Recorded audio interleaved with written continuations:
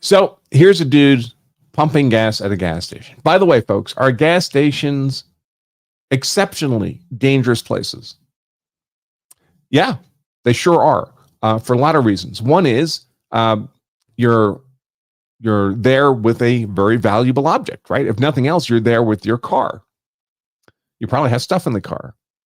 You're probably checking your messages on your $1,000 cell phone.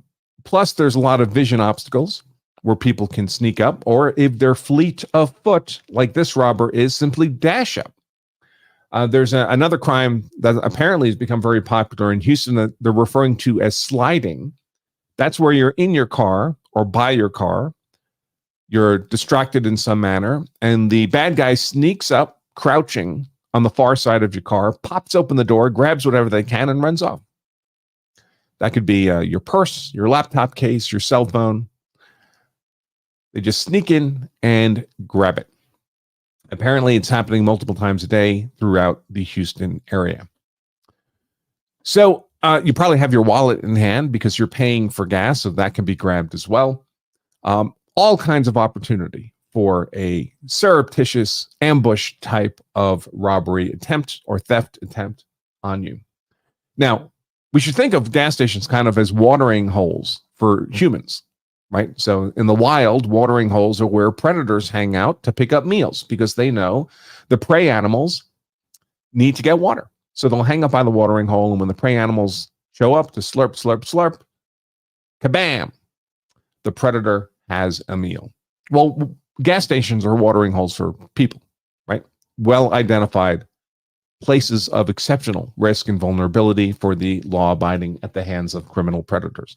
So that's what's going to happen here. We're going to see this guy at the pump. The robber is going to run in from the right-hand side. There'll be a brief struggle. Presumably, some piece of property is taken, and the robber now flees. And as he's fleeing, he gets about halfway across the screen, back to the right, when we see a man emerge from what looks like a red Cadillac and shoots him dead. And I have to say, it's a remarkable shot.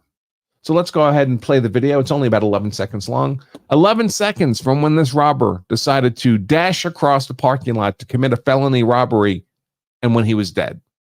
He had no idea he had less than 11 seconds to live, but he did. Here we go. There's no audio. There's the robber, grabs some stuff, felony robbery, running away, bam, right there. That is one hell of a shot, folks.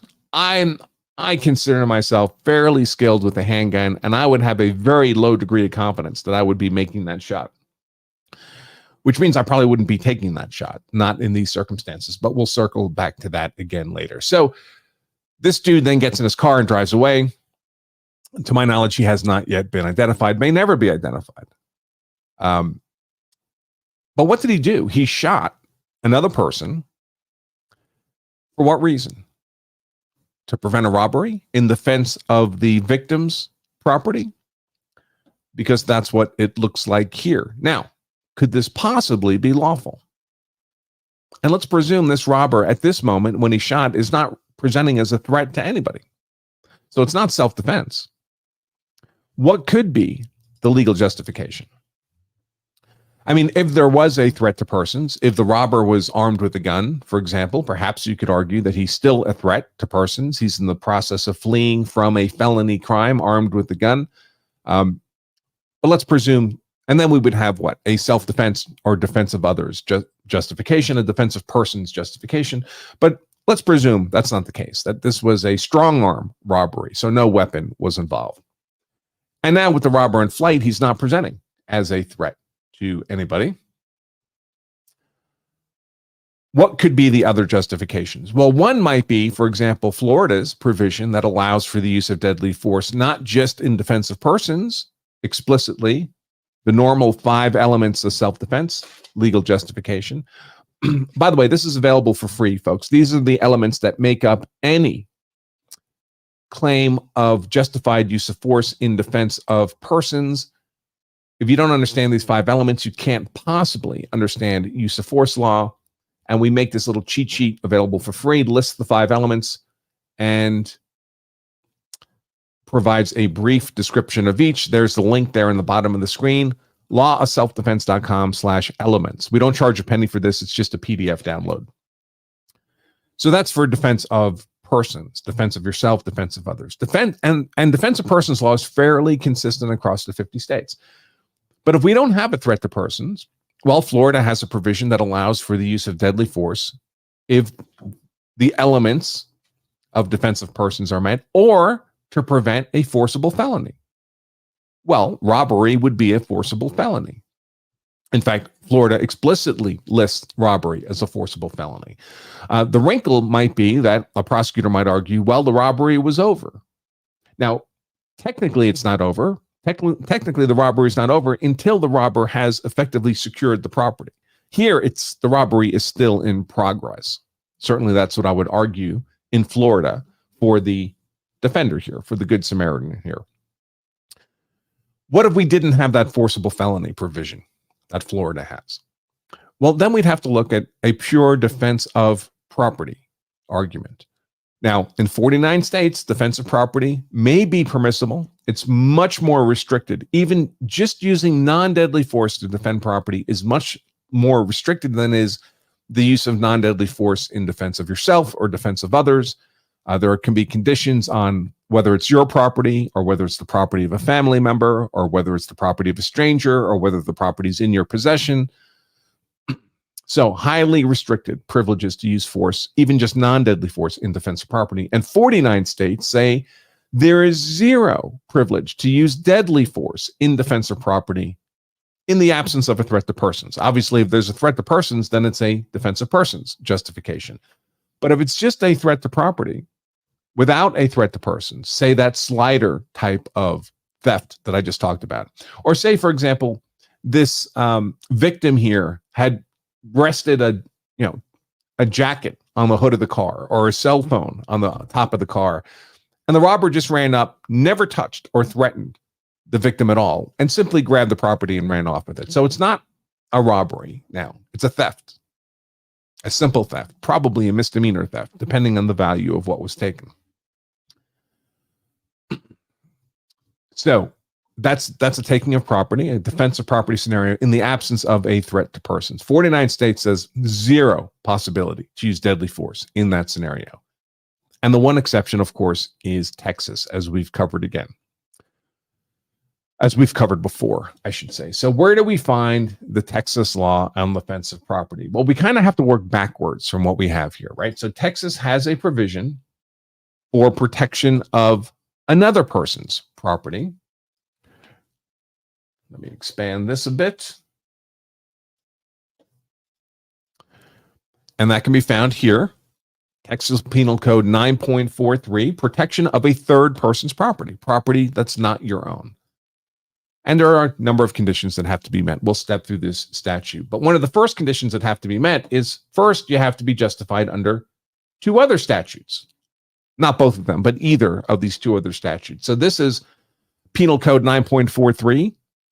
In order to be justified in using force to protect a third person's property, some other person's property, you would have to be justified under using force under 941 or 942. So let's take a look at those. Well, 942 is the deadly force in defense of property statute, which we've covered many times in the past. It has its own set of conditions for the use of deadly force to protect mere property in the absence of a threat to persons. But one of the first of those is you have to first meet the conditions of 941. So that means we need to look at 941, which is the use of non-deadly force to protect property. So let's take a look. Here is 941. A person in lawful possession. So the property has to be in your possession. That's the first condition before you can use even non-deadly force in defense of property in Texas, which means, say you go to a restaurant that has one of these common coat racks where everyone in the restaurant hangs up their coat and then they go sit at their individual tables. And you're sitting at a table, on the other side of the restaurant. And someone comes in and takes your coat off the rack. Is that coat in your possession at that time? No.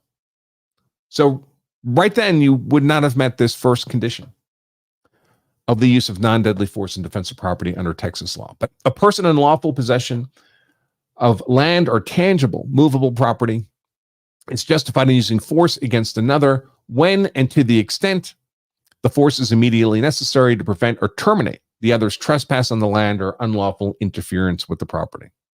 Okay? A person unlawfully dispossessed of land or tangible movable property by another is justified in using force against the other when and to the degree the actor reasonably believes the force is immediately necessary to re-enter the land or recover the property. So this is the provision that would encompass that coat on the common hanger scenario, because now you're being unlawfully dispossessed of property by another and you're privileged to use force to recover the property. If the actor uses the force immediately or in fresh pursuit after the dispossession, after the taking, and the actor reasonably believes the other had no claim of right when he dispossessed the actor, or the actor accomplished the dispossession by using the other accomplished the dispossession by using force, threat, or fraud against the actor. So these last two provisions, well, sub provision 1 here is for repo cases, right? You stop paying the loan on your car, the bank is allowed to repossess your car. That's the bank having a claim of right. Then, of course, they would send an agent on their behalf, right? A repo guy to come take the car. He's acting on behalf of the bank, so he's got a claim of right to dispossess you of your car. You're not allowed to use force, even non-deadly force, to prevent that, to recover that property, even if you are in fresh pursuit. Or the other party is accomplishing the dispossession by using force, threat, or fraud against the actor. Well, force or threat makes this a threat to person scenario, not a simple defense of property scenario. So, what if you see the person wearing your very distinctive coat a few days later, after the taking? Can you use even non-deadly force to recover that property? Not under these provisions, because that's not in fresh pursuit after the dispossession. And it's not using the force immediately following the dispossession. So these are all the conditions for using non-deadly force in defense of personal property under Texas law. So if you meet all these, then you might also be eligible to use deadly force in defense of property under the next sequential statute, 9.42. So let's take a look at the conditions here. A person is justified in using and this is, so far we're talking only about your own property. A person is justified in using deadly force against another to protect land or tangible property if he would be justified in using force under 941, which we just covered. And so you have to meet the second requirement, although there are options, alternatives under paragraph 2. And when and to the degree he reasonably believes the deadly force is immediately necessary to prevent the other's imminent commission of arson, burglary, robbery, aggravated robbery, theft during the nighttime, or criminal mischief during the nighttime. And by the way, this was, if you didn't notice, it certainly appears that this robbery occurred during the nighttime.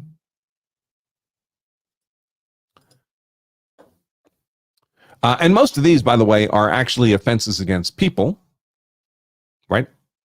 Or to prevent the other who is fleeing immediately after committing burglary, robbery, aggravated robbery, or theft during the nighttime from escaping with the property. Well, that would have seemed to apply here, right? Because you're not preventing the imminent, immediately about to occur. The robbery's, in a sense, completed, maybe not in the sense that the person's in flight from the robbery, and that's usually encompassed as the robbery still being in progress. But certainly, what we have here is a robber in flight. And here we don't even have the nighttime requirement. We didn't either before for the robbery, but certainly this would be encompassed by the scenario we have. And you also have to meet condition 3. The property cannot be protected or recovered by any other means, or the use of force other than deadly force to protect or recover the property would expose the actor or another to a substantial risk of death or serious bodily injury. So certainly B would be met if the robber had a weapon, right? If the robber had presented a weapon, it was an armed robbery, you're not going to close proximity in an effort to recover your property without incurring a risk of death or serious bodily injury. But even if the robber was unarmed, you could still be privileged to use deadly force in self-defense if you reasonably believe that the property cannot be recovered by any other means. And what would be the other means? If the robber runs away, the property is gone forever, right? There is no alternative means of recovering the property.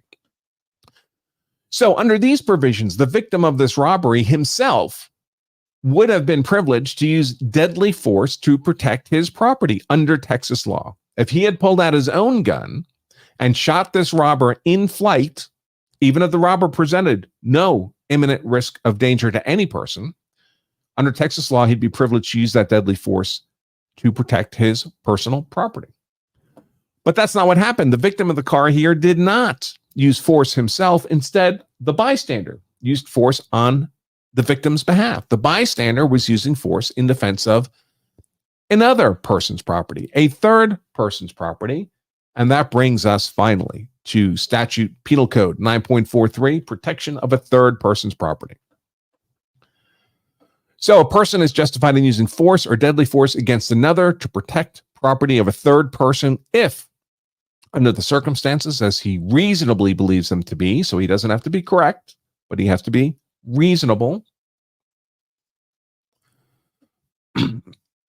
the actor would be justified under Section 941, non-deadly force in defense of property, or 942, deadly force in defense of property, in using force or deadly force to protect his own land or property. So if the bystander had been in the victim's position, would he have been privileged to use here deadly force in defense of property? I say yes. That seems clear because the victim would have, but there are more conditions that have to be met. And the actor reasonably believes that the consummated theft, the actor reasonably believes the unlawful interference constitutes attempted or consummated theft. Is that the case here? Yeah, of course. This can't look like anything else, especially given the struggle at the car. This doesn't look like anything else except a theft. Now, it's even worse than a theft. It's an aggravated form of theft. It's a robbery. It's a theft that involves the threat or intimidation of the person you're stealing the property from. So that makes it a robbery. But if it's a robbery, it's also, of course, a theft. So that would qualify here. But even if you didn't, there's an alternative. The actor reasonably believes that the third person has requested his protection of the property. So a woman screams, "Oh my gosh, that guy stole my pocketbook," and the dude's running away. "Somebody help me." Now she's requested that bystanders help her defend the property. Or the defender has a legal duty to protect the third person's property. So you're a loss prevention agent, you're a security guard working for the property owner, and therefore you have a legal duty to protect the property. Or the third person whose property it is the defender's spouse, parent, or child, resides with the actor, or is under the actor's care. So there's a special relationship provision there. We don't need any of this Section 2 here because we already qualify under Section 1. That the bystander here would have reasonably believed that the unlawful interference with the victim's property constituted attempted or consummated theft. So, was his use of deadly defensive force against this fleeing robber lawful under Texas law?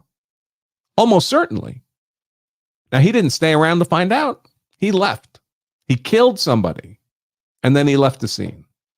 Is that a bad idea? You know, I don't tell people what to do or what not to do. I'm not telling you not to leave the scene in a scenario like this. I just want you to make an informed decision. If you flee for purposes of avoiding identification and accountability, in other words, you're fleeing for some reason other than fleeing for safety, you believe it's dangerous to stay there, so you're going to move to a safe place. But if you flee for purposes other than safety, to avoid accountability, identification, You could end up, if they find who you are and everything is recorded. I mean, it's pure luck they didn't get this. Apparently, they didn't get this bystander's car's license plate when he left, or they would have picked him up already. But if you are identified, you could get a consciousness of guilt jury instruction at your trial, which essentially tells the jury that if the prosecution has claimed that this defendant fled for purposes of avoiding identification and accountability, and if you believe that's been proven beyond a reasonable doubt, you, the jury, are allowed to infer that not only does a prosecutor think this defendant is guilty of this killing crime, but the defendant believes he's guilty of this killing crime. He has consciousness of guilt. And that's a pretty damaging jury instruction. And that happens in cases. That happened in the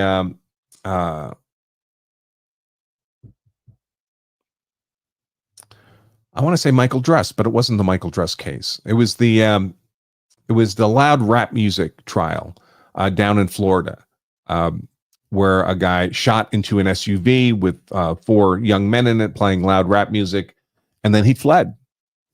And he never called 911. He killed one of those. So he was charged with murder for the killing, and then 3 counts of attempted murder for the other 3 people in the car. And he fled. He lived 2 hours away. He was staying in town overnight. He went to his local hotel, stayed there, ordered pizza, walked his dog, watched a movie, never called 911. And then he drove home the next day, 2 hours home.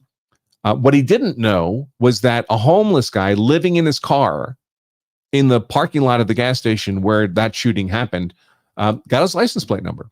So by the time he got home the next day, there was a SWAT team around his house just waiting for him. And so he got arrested and prosecuted and convicted, ultimately on all counts. And so he's spending the rest of his life in prison. Michael Dunn, that's what it was. Michael Dunn. Thank you, Will. So that's a risk you run when you flee in this way. Now, I mean, why would you flee? Well, because maybe you don't trust the criminal justice system. Maybe you're afraid you'll be the victim of a politically motivated prosecution. Maybe you're like Michael Dunn, an older white dude, and you've shot and killed a young black man. And that's going to lead to protests and riots and a poisoned jury pool and the impossibility of getting anything like a fair and impartial trial. Maybe you don't know whether what you just did was a lawful killing or not. Maybe you've never read Texas Penal Code 941, 942, 943. So you don't actually know. Maybe you have a gut feeling that this was the right thing to do, but there's a lot of scenarios that feel like the right thing to do that are felony criminal conduct. Now, this clip is from a news report, local news station, and they interviewed a bunch of, people when they went to the gas station in daytime to get some B footage for their news story. And several of the people they interviewed was like, yeah, this was righteous. This was the right thing to do. We need more people like this bystander. But those people haven't read Penal Code 941, 942, or 943. I guarantee you, they're saying it's the right thing to do from an emotional position, not from an informed legal position. And maybe that's what the bystander did too. So he actually doesn't know if he just murdered somebody legally. Almost certainly not. But again, you can be absolutely right. Your conduct can be absolutely consistent with the law. But remember, nobody evaluating your use of force after the fact knows what actually happened, knows the truth of the use of force event in any absolute sense. We can't. I mean, this is about as close as we get. And even if you did everything 100% right, there's always the possibility of getting convicted if you're put in front of a jury. Always. The risk of conviction is never zero.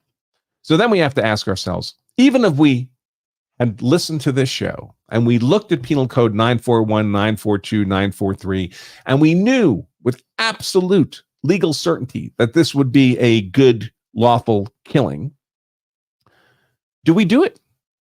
Would we do it? Would you be willing to kill someone over someone else's property, even if there was no risk of conviction? Now, you might say yes. That's fine. That's a moral question. It's not really a legal question. But of course, there's never zero risk of conviction. So what's in the balance here?